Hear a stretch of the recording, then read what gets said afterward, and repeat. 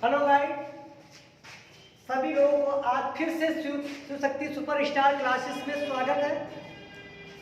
सभी लोग हमारे प्रश्नों को बड़े ध्यान से पढ़ेंगे और फिर सभी लोग आंसर करेंगे। चलिए, आज का हमारे और आपके बीच में पहला क्वेश्चन है जो बोर्ड पर लगा है कि निम्नलिखित में से किसने तीनों गोल्डन सम्मेलनों में भाग लिया था। सभी लोग बड़ा ध्यान से, बड़ा गौर से, धैर्यपूर्वक आंसर देंगे, जल्दबाजी ना करें।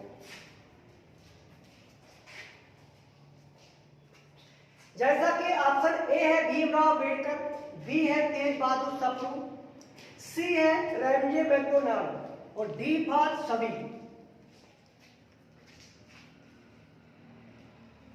बहुत से देखिए स्टूडेंट आंसर दे रहे हैं ए, बहुत से स्टूडेंट आंसर ए दे रहे हैं, लेकिन उनका जो देने का तरीका वो तो ठीक है, लेकिन जो प्रश्न पूछा जा रहा है वो उसके अकॉर्डिंग ये आंसर आपका गलत है। चलिए हम बताते हैं। देखिए, इनमें से आंसर होगा सभी, इनमें से आंसर होगा सभी।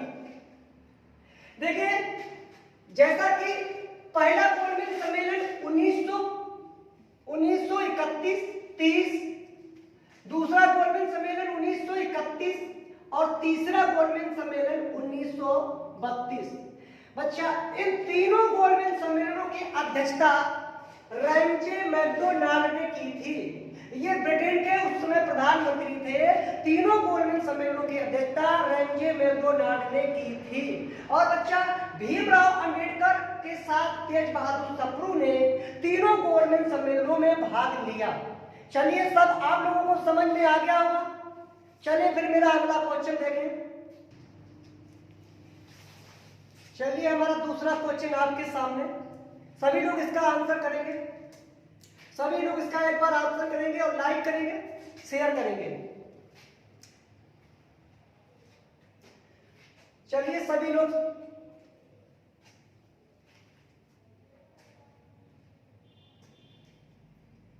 सभी लोगों का जवाब बहुत अच्छा आ रहा है।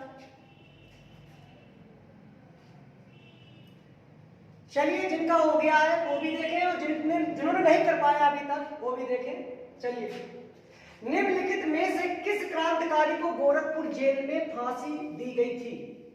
ए है राम प्रसाद बिस्मिल, बी है राजगुरु, सी है अशफाक उल्ला खां, डी है राजेंद्र लाहिड़ी। देखिए बच्चों, इस प्रश्न का आंसर होगा राम प्रसाद बिस्मिल, राम प्रसाद बिस्मिल। और बी ऑप्शन है राजगुरु, बी ऑप्शन है राजगुरु। इनको बच्चा फांसी दी गई थी लाहौर जेल में। इनके साथ तीन क्रांतिकारियों को दी गई, सरदार भगत सिंह, राजगुरु और सुखदेव। इनको एक साथ फांसी 23 मार्च 1931 में दी गई थी। और इनको फांसी कहां दी गई थी?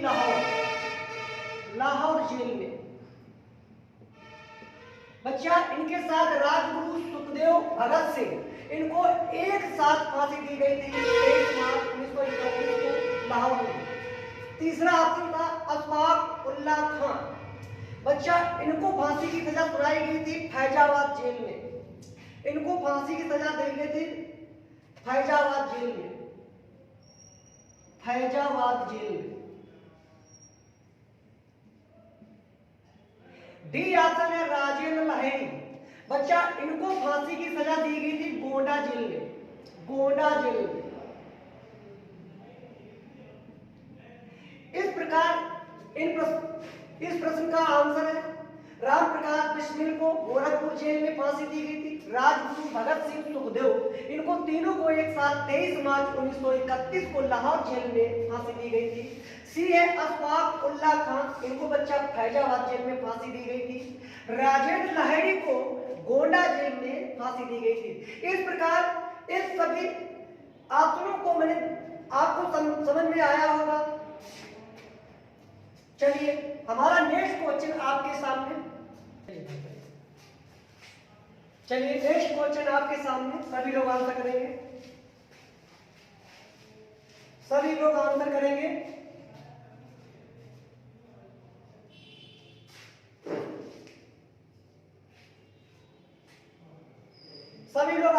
करते रहिए, लाइक और शेयर भी करते रहिए।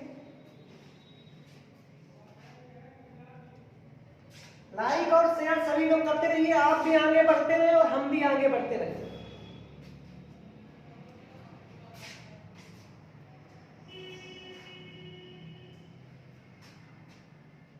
बहुत अच्छे सभी लोग, बहुत अच्छे आप लोग जवाब दे रहे हैं। देखिए क्वेश्चन है, निम्नलिखित में से कौन सा ऊर्जा का गैर परंपरागत स्रोत है? प्रश्न है। तो बच्चा ऊर्जा के एक होता है गैर परंपरागत, एक होता है परंपरागत। और गैर परंपरागत को हम नवीकरणीय ऊर्जा कहते हैं और गैर परंपरागत को हम अनवीकरणीय ऊर्जा कहते हैं। तो ऊर्जा के दो स्रोत हैं, तो इसमें से आपको देखना है कि कौन सा एक ऊर्जा का गैर परंपरागत स्रोत है।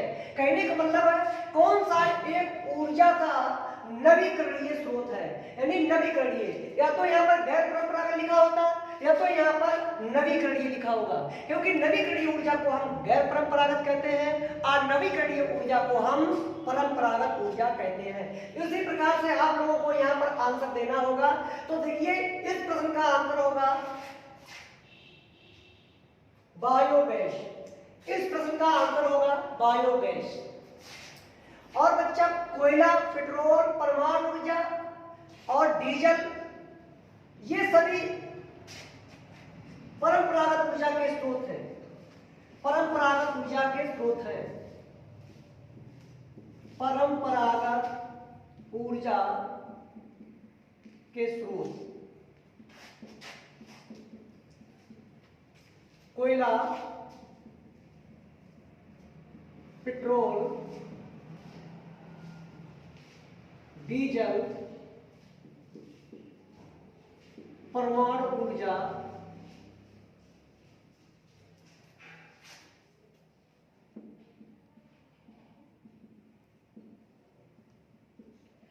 ये जो बच्चे इसमें से कोई भी क्वेश्चन अगर आपसे ये पूछ लिया में से कौन सा एक परंपरागत ऊर्जा का स्रोत है या कौन सा अनवीकरणीय ऊर्जा का स्रोत है, तो इनमें से कोई भी एक ऑप्शन आ जाता तो आप कर लेंगे। या फिर इनमें से चार ऑप्शन अगर यहीं पर आपसे ये पूछ देता कि निम्नलिखित में कौन सा एक ऊर्जा का परंपरागत स्रोत नहीं है, परंपरागत स्रोत नहीं है, तो आप कहेंगे बायोगैस। तब भी आपको बायोगैस माना, क्योंकि कोयला, पेट्रोल और ऊर्जा, परमाणु ऊर्जा, ये सब परंपरागत ऊर्जा के स्रोत हैं और बायोगैस एक गैर परंपरागत ऊर्जा का स्रोत है। चलिए सभी लोगों को समझ में आया होगा। चलिए सभी लोग इस प्रश्न का आंसर देंगे। प्रश्न है आज हमारा, मानव शरीर में रक्त का थक्का बना होता है। ए है फाइब्रिन का, बी है फाइब्रिनोजन का, सी है हिपेरिन का, डी है मायोग्लोबिन का।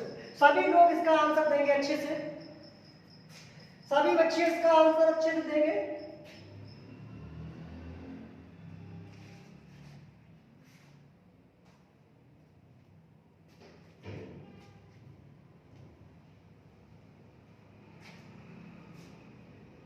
सभी लोग अच्छे से आंसर देंगे। देखिए कुछ बच्चों का आंसर आ रहा है फाइब्रिनोजन, कुछ बच्चों का आंसर आ रहा है फाइब्रिनोजन।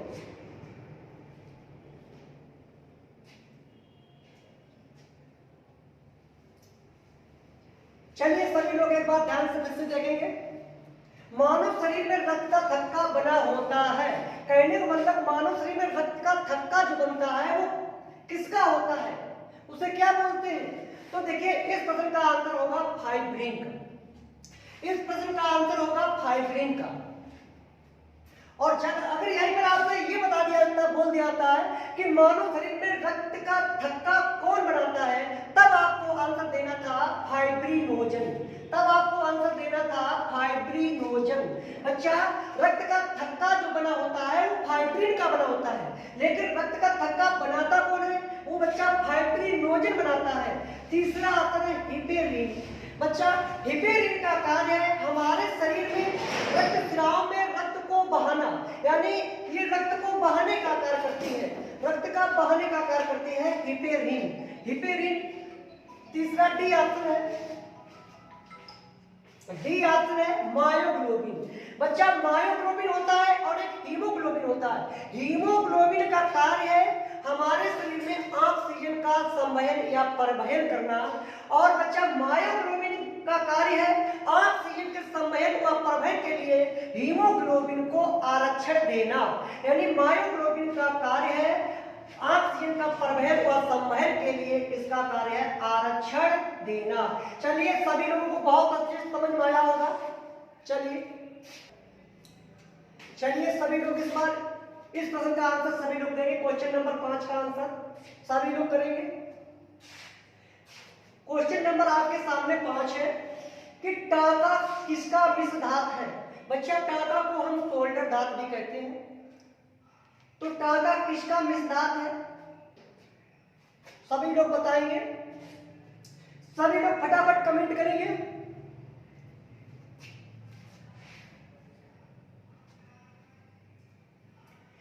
बच्चा ऑप्शन ए है सीसा टिन, ऑप्शन बी है तांबा टिन, ऑप्शन बी है तांबा टिन, ऑप्शन सी है तांबा जस्ता, और बच्चा जो डी ऑप्शन है वो लोहा क्रोमियम निकिल। चलिए आप लोग सभी लोग बढ़िया आंसर दे रहे हैं, सभी लोग अच्छा जवाब दे रहे हैं। चलिए एक बार फिर से देखिए बच्चा जो आपका टाका होता है वो सीसा व टिन से मिश्र धातु बना होता है। टाका किस मिश्र धातुओं से मिलकर बना होता है? सीसा व टिन से बनता है आपका टाका। सीसा व टिन से आपका टाका बनता है। टाका बच्चा वो होता है जो आपके मोबाइल वगैरह कोई भी पुर्जा खराब उसमें रखा जाता है, तारा हट जाता है, उसे टाका कहते हैं, सोल्डर धातु भी कहते हैं। ये यहाँ पर टाका नहीं देगा तो सोल्डर धातु देगा। तो आपसे पूछा जाए सोल्डर धातु किससे मिलकर बना है, किसका मिश्र धातु है, तो बोलेंगे सीसा व टिन का है। बी ऑप्शन है यहाँ पर तांबा और टिन है। तांबा और टिन के मिलने से बच्चा बनता है कांसा। कांसा बनता है। तांबा व टिन के मिलने से बनता है कांसा। जब पूछा जाए कांसा किसका मिलता है तो आप लोग आंसर मारेंगे तांबा व टिन का। फिर बच्चा नेक्स्ट ऑप्शन सी है। सी दिया गया ऑप्शन जस्ता, तांबा और जस्ता। बच्चा तांबा और जस्ता मिलकर बनती है आपकी पीतल। जब आपसे पूछा जाए कि पीतल किसका मिश्र धातु है तो बोलेंगे तांबा व जस्ता। फिर बच्चा डी ऑप्शन है लोहा क्रोमियम निकिल। ये बच्चा बनता है स्टेनलेस स्टील। इससे बनेगी स्टेनलेस स्टील। ये बच्चा बनेगी स्टेनलेस स्टील। जब बच्चा आपसे पूछ दिया जाए कि स्टेनलेस स्टील किसका मिश्र धातु है तब बोलेंगे लोहा क्रोमियम निकिल। ऐसे क्वेश्चन आपको रेलवे ग्रुप डी में अनिवार्य रूप से मिलेंगे और बड़ा ध्यान से आप लोग अध्ययन करेंगे।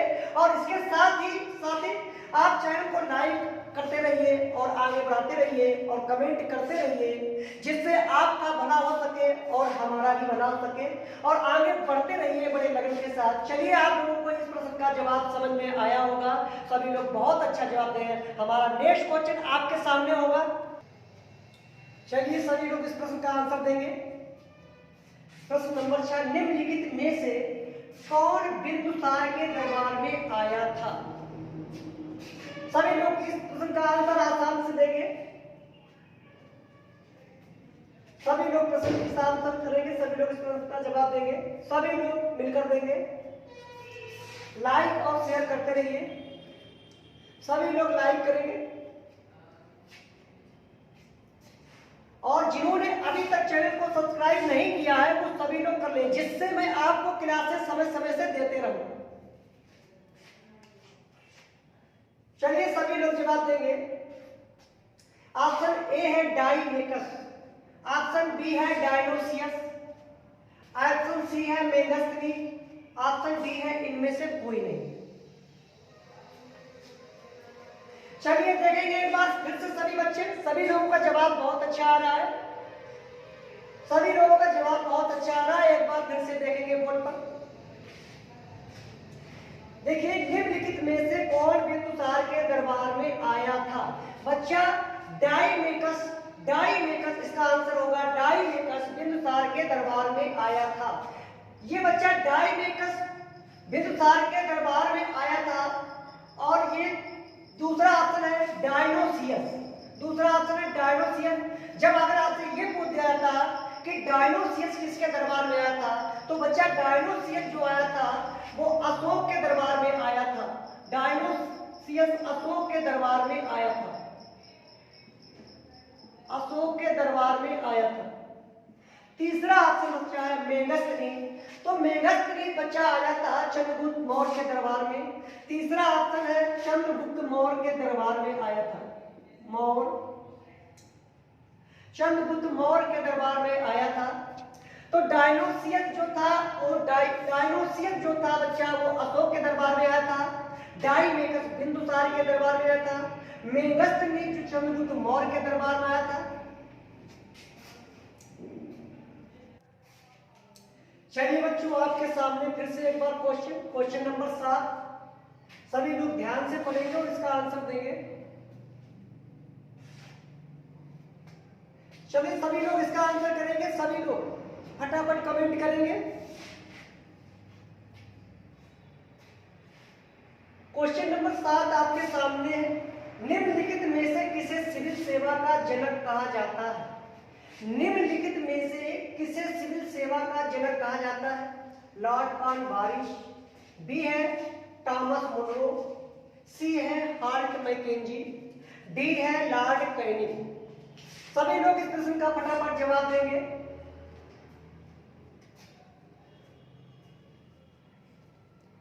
सभी लोग बहुत अच्छा जवाब दे रहे हैं। चलिए सभी लोग बहुत अच्छा। आइए देखिए, निम्नलिखित में से किसे सिविल सेवा का जनक कहा जाता है? लॉर्ड कॉर्नवालिस को कहा जाता है। इस प्रश्न का आंसर होगा लॉर्ड कॉर्नवालिस। बच्चे, लॉर्ड कॉर्नवालिस को स्थायी बंदोबस्त का जनक भी कहा जाता है। वालिस कोड की शुरुआत भी इन्होंने की थी। तो स्थायी बंदोबस्त, चलिए सिविल सेवा का जनक कहते हैं लॉर्ड कॉर्नवालिस को। इनको बच्चा स्थायी बंदोबस्त का जनक भी कहा जाता है। स्थायी बंदोबस्त,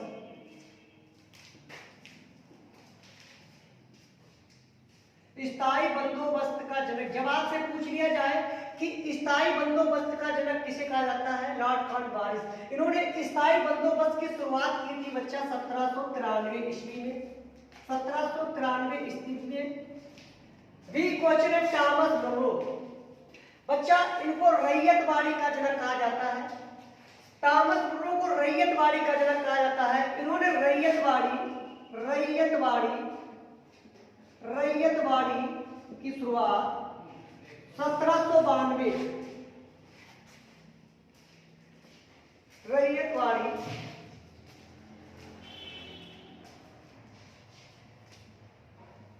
1772 है।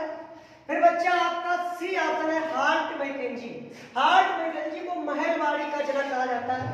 इन्होंने महलवाड़ी की शुरुआत की थी। महलवाड़ी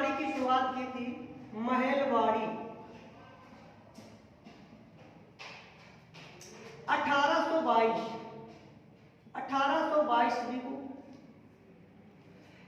कैनिंग को बच्चा विभागीय प्रणाली का जनक कहा जाता है। कैनिंग को विभागीय प्रणाली का जनक कहा जाता है क्योंकि इन्होंने विभिन्न विभागों को भिन्न भिन्न भागों में बांट दिया गया। और कैनिंग ने बच्चा विधवा पुनर्विवाह भी लागू किया। और कैनिंग बच्चा ये प्रथम और अंतिम वायसराय है। प्रथम वायसराय, अंतिम वायसराय बच्चा होगा लॉर्ड माउंटबेटन। Lord Mountbatten. अगर यहां पर आपसे यह पूछ दिया जाता है कि प्रथम वायसराय भारत का कौन था, तो आपको आंसर देना होगा लॉर्ड कैनिंग। और यदि आपसे ये पूछ दिया जाता है कि अंतिम वायसराय कौन था, तो आपको आंसर देना होगा लॉर्ड माउंटबेटन। तो कैनिंग भारत का पहला गवर्नर जनरल था जिसने वायसराय का पद सृजन किया था। चलिए सभी लोगों को बहुत अच्छा समझ में आया होगा। चलिए मेरे साथियों, नेक्स्ट क्वेश्चन आपके सामने। सभी लोग इसका जवाब देंगे। इस प्रश्न का देखते हैं कौन इस प्रश्न का सबसे पहले जवाब देता है। चलिए बहुत अच्छे आप लोग, सभी लोग इसी तरीके से लगे रहिए, शेयर करते रहिए और बच्चा लाइक करते रहिए, सब्सक्राइब जरूर करिए। चलिए बहुत बढ़िया, बहुत बढ़िया, सभी लोग जवाब देते रहिए। चलिए इस प्रश्न का बच्चा आंसर है निम्नलिखित में से कौन सा एक द्वितीय प्रदूषक है। ऑप्शन बच्चा है पेन, ऑप्शन बी है CO, ऑप्शन सी है बच्चा CO2, ऑप्शन डी है DO। चलिए ऑप्शन आपके सामने है, सभी लोग फटाफट कमेंट करके बताइए। एक बार फिर से शेयर और लाइक करते रहिए, जिससे हम आपको आगे बढ़ाते रहे और आप हमको आगे बढ़ाते रहे, और इसी तरीके से आप लाइक करते रहिए और शेयर करते रहिए। चलिए देखिए एक बार फिर से, निम्नलिखित में से कौन सा एक द्वितीयक प्रदूषक है। इस प्रश्न का बच्चा आंसर होगा ए, यानी पेन। बच्चा द्वितीयक प्रदूषक वो होते हैं और प्राथमिक प्रदूषक वो होते हैं जो हमारे वातावरण में डायरेक्ट हमको प्रभावित करते हैं, वो बच्चा प्राथमिक प्रदूषक होते हैं, जैसे CO और बच्चा CO2 और बच्चा CO2। DO तो बच्चा यहाँ पर प्रदूषक नहीं है। चलिए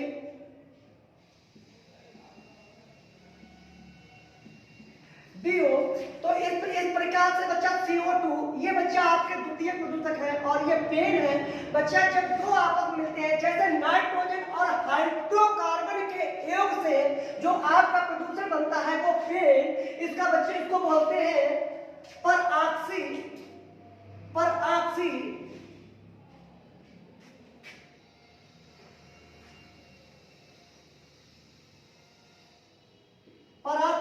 एसिटिल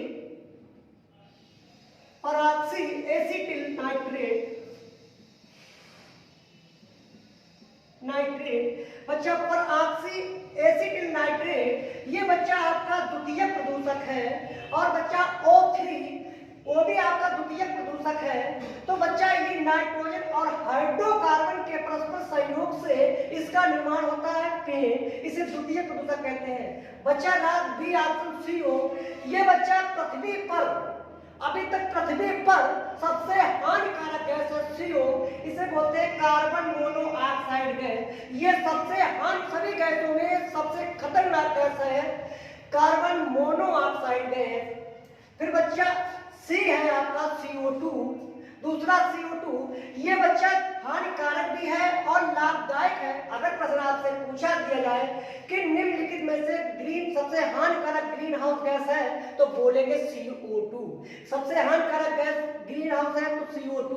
अगर आपसे प्रश्न ये कर दिया जाए कि ग्लोबल वार्मिंग के लिए निम्नलिखित में से कौन सी जिम्मेदार गैस है, तब आप ऑप्शन मारेंगे CO2। चलिए नेक्स्ट,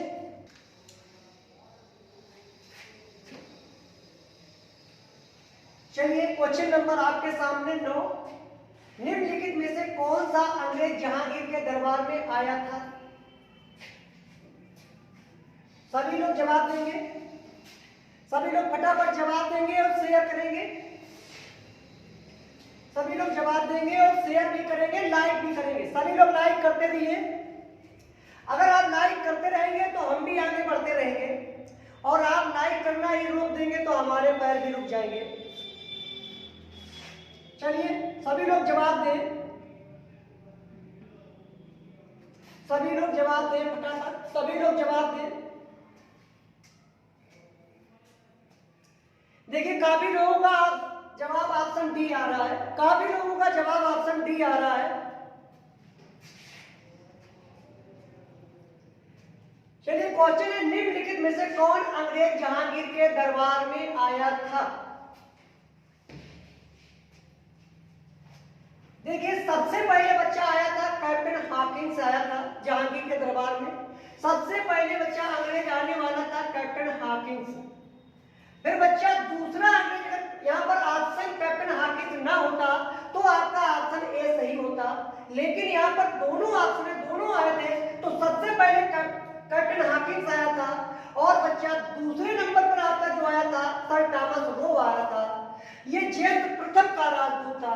जब पूछा जाए यहाँ पर कि सर टॉमस रो किसका राजदूत था, तो आपको आंसर देना होगा जेम्स प्रथम। ये जेम्स प्रथम का राजदूत था। तीसरा ऑप्शन है आपका सी वास्को डी गामा।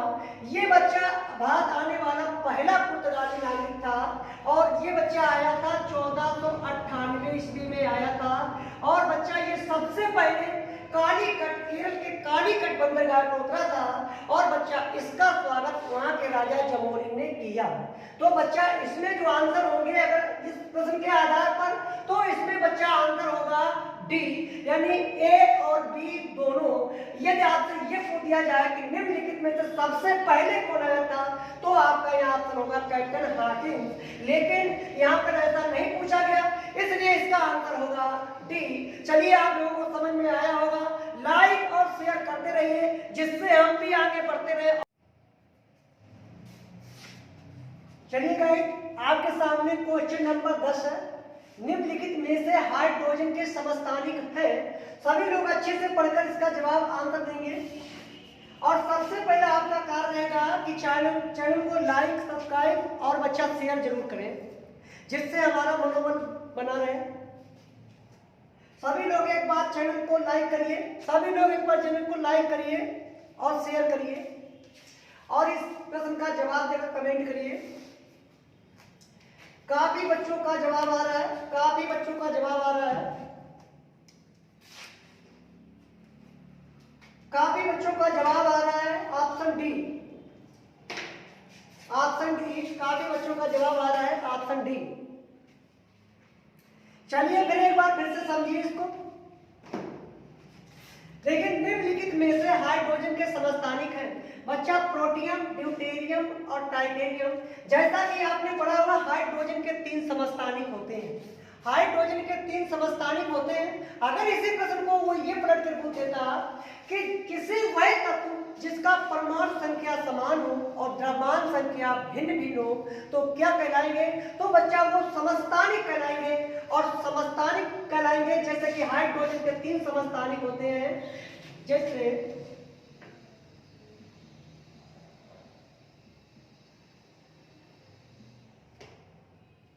देखिए इन समस्थानिकों में देखिए प्रोटियम, ड्यूटेरियम और ट्राइटियम। देखिए प्रोटियम में देखिए परमाणु संख्या समान है, यानी इन समस्थानिकों में प्रोटॉन संख्या समान है लेकिन द्रव्यमान संख्या भिन्न भिन्न है।